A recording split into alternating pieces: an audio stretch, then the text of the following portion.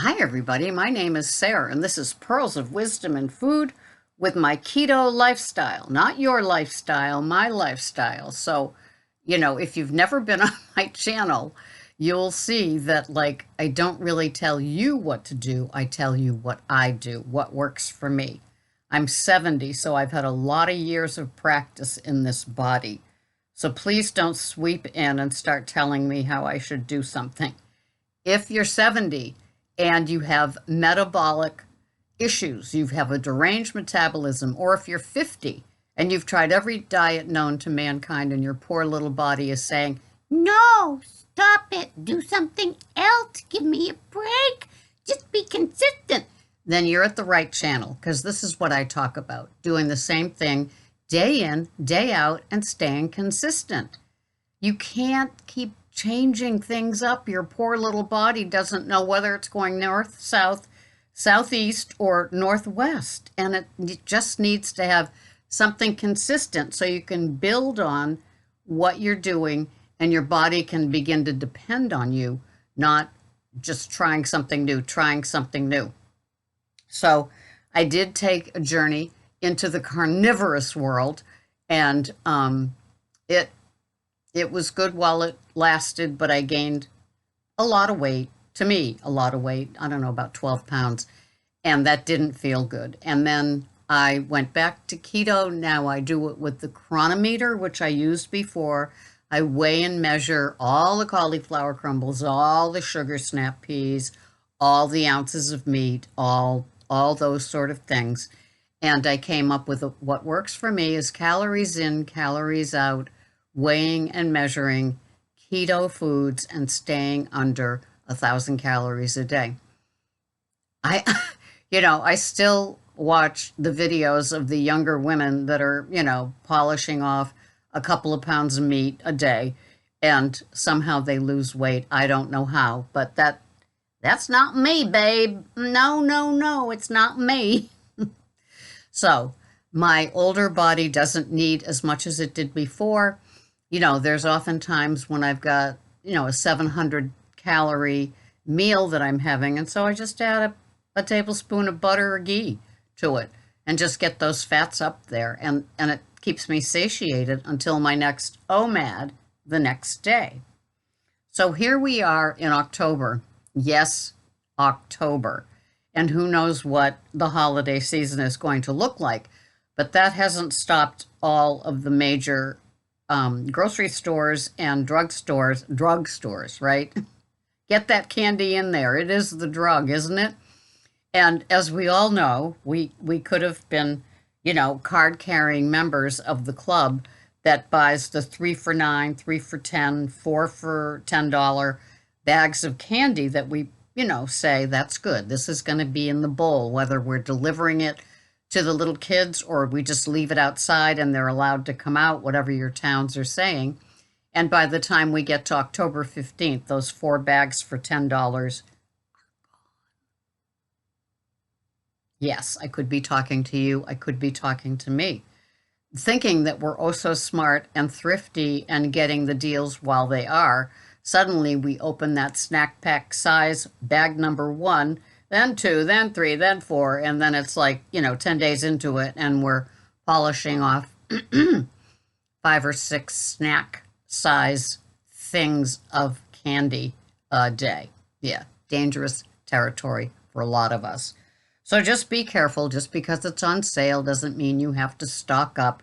Who knows what, a few weeks from now we're going to find. Today is October 2nd, and it's a long journey into the dreaded holidays that start in October with Halloween and go straight through to what? Valentine's Day? The Super Bowl Sunday? Who knows? But this is another tough season for us. I have said all summer long that I think summer is the toughest because there's so many hunger, thirst quenching things that are out there in the summer with the abundance of everything, and we could get into a lot of trouble, even with just starchy vegetables like corn. I don't know if any of you encountered that. Sure, you can have it. You can have whatever you want.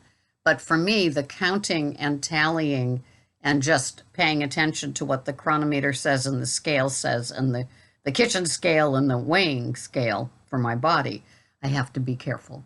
And so this kicks in the season of a lot of baked goods along with the candy. First comes the candy, and then come the baked goods.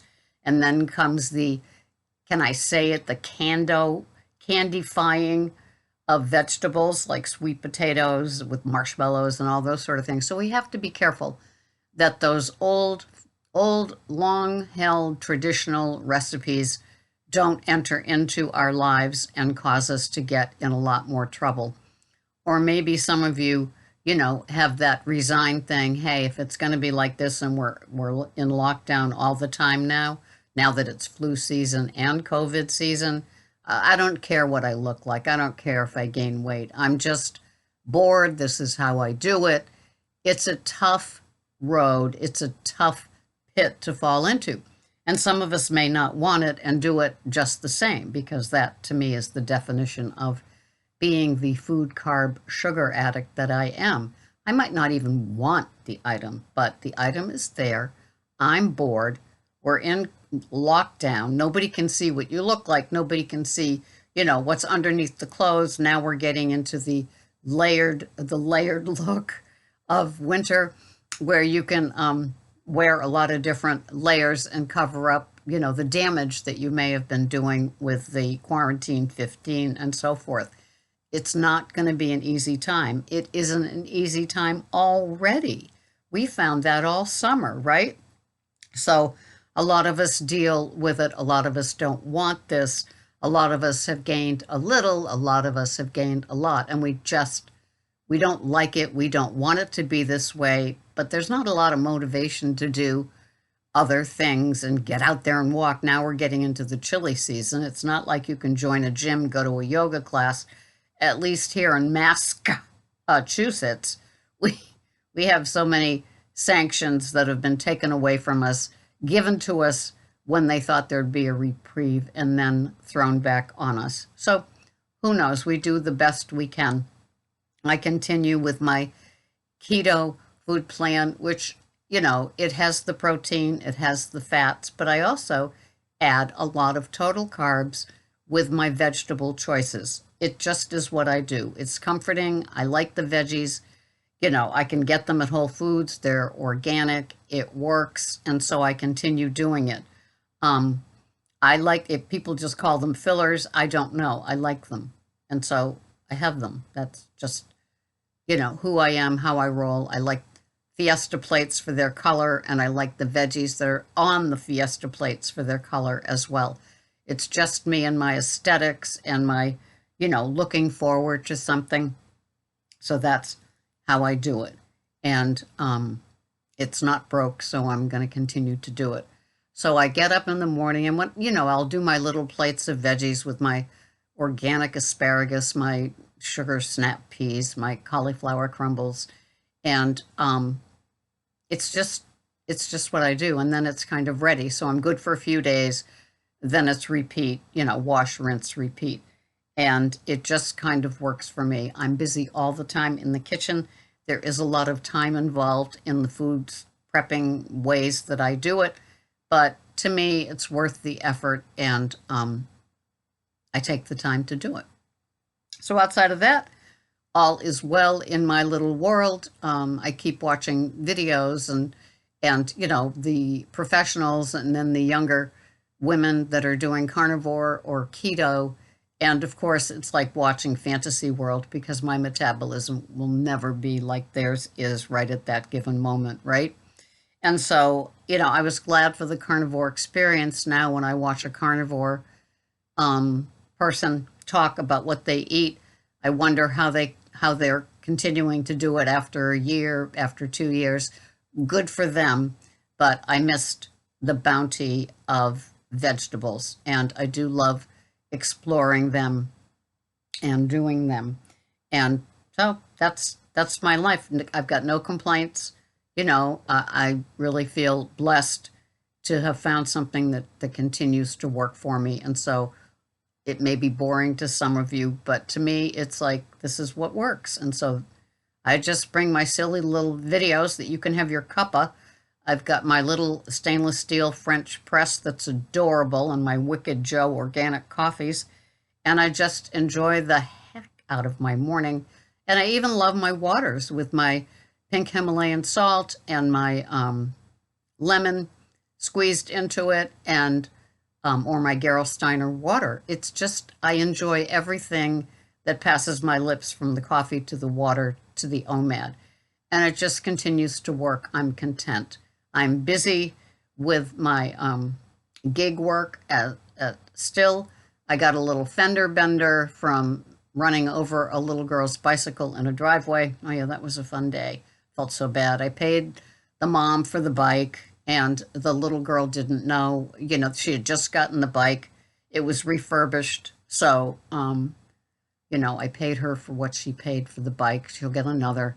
But it was just lying in their driveway. And when I rounded the corner with their Chick-fil-A Uber Eats, I ran over the bike.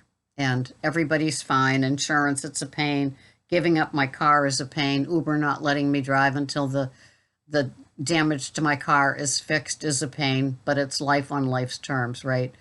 And yes, it's bound to happen. And so, that's what happens when you're an Uber driver. I'm glad it was a bike and not a human being or another car with those sort of injuries. It was just a bicycle. So I carry on with phones and photos and insurance apps and all that kind of stuff, and have to look forward to my OMAD. That's my life. That's it here on Cape Cod. So be safe in October with all those candy sales. It's not hard enough just going into the store, right? And I will see you the next time. Thank you so much for watching. This has been Sarah, also known as Goldilocks, with pearls of wisdom and food with her keto food plan. Thanks for watching. See you next time. Bye-bye for now.